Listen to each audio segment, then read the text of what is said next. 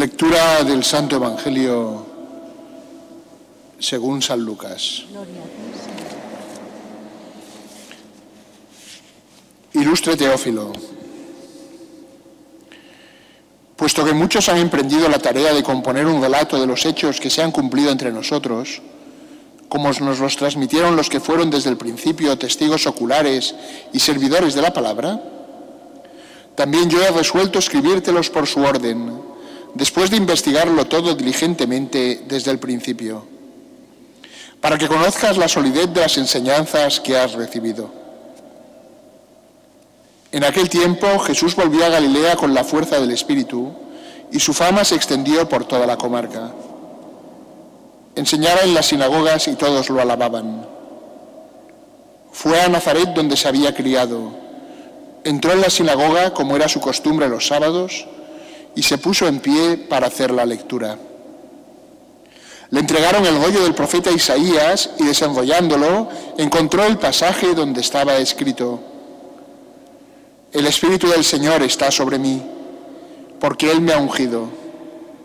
Me ha enviado a evangelizar a los pobres, a proclamar a los cautivos la libertad y a los ciegos la vista, a poner en libertad a los oprimidos, a proclamar el año de gracia del Señor.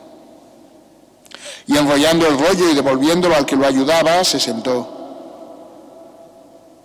Toda la sinagoga tenía los ojos clavados en él.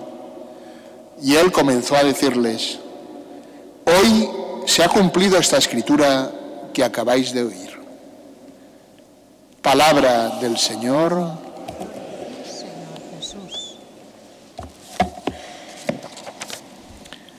Queridos hermanos, hoy me gustaría transmitir solo una idea, que es la que se encuentra de alguna manera con diferentes matices en todas las lecturas que hemos escuchado. Me gustaría transmitiros la idea de lo importante que es conocer la Sagrada Escritura, leerla y meditarla. No nos podemos conformar con lo que escuchamos en la Iglesia, que no siempre es fácil, sobre todo cuando, como hoy, aparecen textos que son un poco largos y que contienen tantas enseñanzas. Pero hoy es muy fácil para todos, después en casa, repasar las lecturas. Y sería bueno hacerlo. Cesario de Arles, que es un santo del siglo VI, decía eso a los fieles. Decía: tenéis la responsabilidad de llevar a otros lo que habéis escuchado en la Iglesia. Y en aquella época muchos no sabían leer. Y decía: los que sabéis leer, reunir en vuestra casa a los que no saben leer y leerles. Los que habéis asistido porque habéis podido a la Iglesia, porque igual había gente que no podía, porque trabajaba en el campo, o porque no había las facilidades que tenemos ahora, decía: explicar lo que habéis oído. No podemos venir al templo, participar de la celebración e irnos como si no hubiera sucedido nada. Hemos de preparar la celebración y hemos de prolongar lo que celebramos. La primera lectura, vamos a dar una idea de cada una de ellas, habla de cuando han vuelto del exilio y están reconstruyendo la ciudad y el templo. Y entonces encontraron allí entre las murallas los rollos que contenían la ley y empezaron a leerla al pueblo. Y fijaros cómo lo leían. Lo leían y lo explicaban para que se pudiera entender, para que aquella palabra que oían también se asentara en el corazón de cada uno de los que escuchaba. No basta con decir lo he oído, sino que esa palabra verdaderamente ha entrado en mí. Y los que escuchaban lloraban de emoción por las palabras de Dios, porque Dios estaba allí, porque Dios les hablaba, porque reconocían que era Dios el que les hablaba. No era un discurso de algo que podía ser interesante o divertido, que podía afectarle simplemente en lo exterior o emocionalmente, sino que era Dios el que los hablaba. Y aquel pueblo que estaba reconstruyendo su ciudad se daba cuenta de cómo Dios los construía con su palabra. De alguna forma, San Pablo actualiza esa enseñanza, porque habla del misterio de la Iglesia.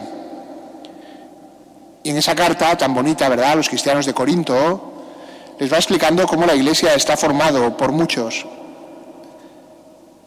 como un cuerpo, que tiene diferentes miembros, pero que todos se relacionan entre sí. Cada uno tiene una función, pero es un solo cuerpo, porque es el cuerpo de Cristo, que está edificado por un solo Espíritu, que es el Espíritu Santo, y que da testimonio de la salvación que nos ha ganado Cristo. Y entonces, ¿por qué explica eso San Pablo? Y después es una carta que ha quedado y que la Iglesia conserva como inspirada, la primera carta a los cristianos de Corinto. Porque con su enseñanza también quiere que en ese caso los cristianos de Corinto, y no solo ellos, sino también nosotros ahora, podamos ir reconociendo lo que Dios hace.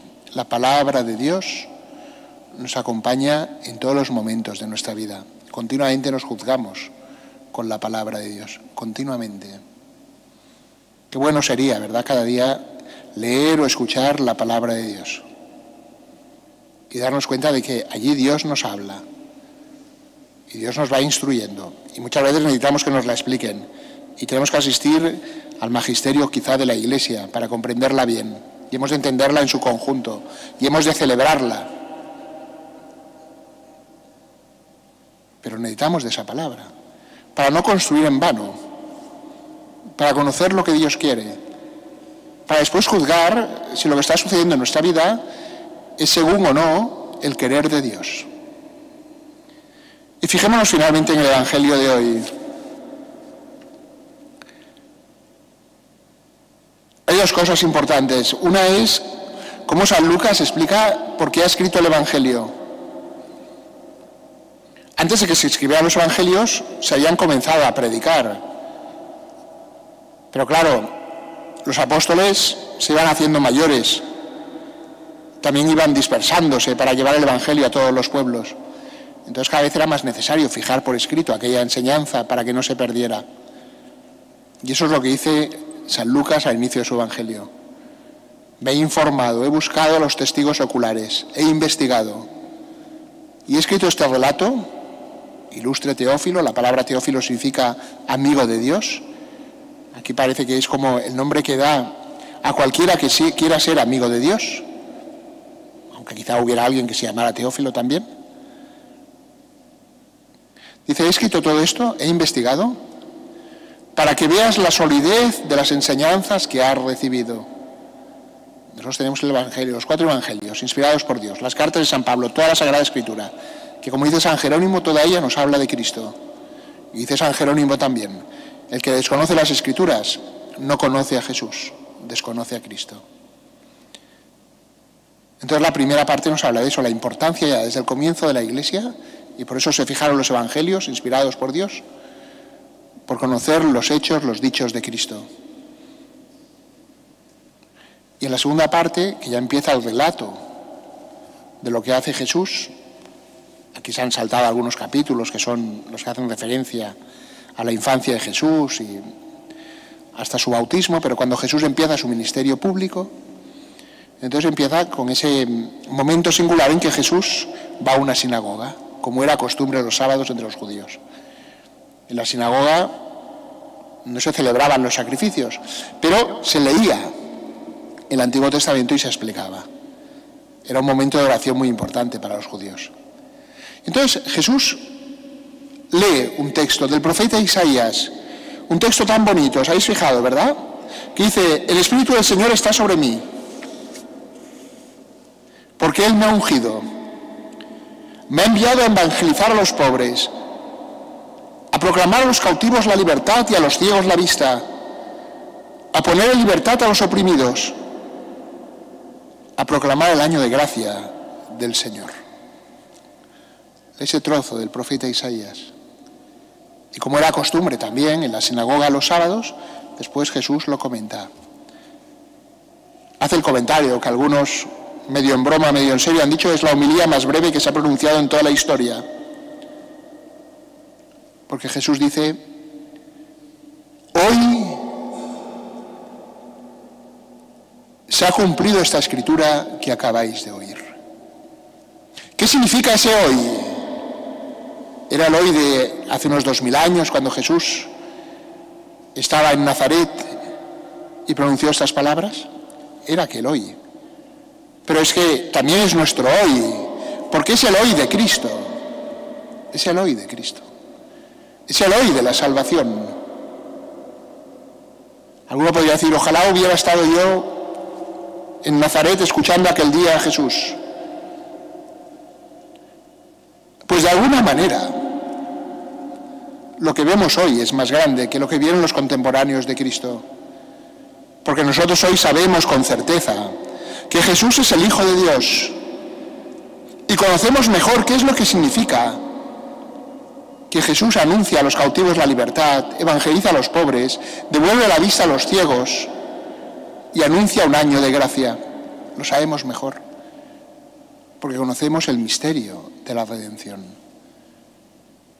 Hoy sigue sucediendo lo que Jesús proclama el Evangelio. Hoy seguimos teniendo la posibilidad de acoger la salvación que Jesús nos ofrece. Veamos, pues, queridos hermanos, poder entrar más plenamente en ese misterio.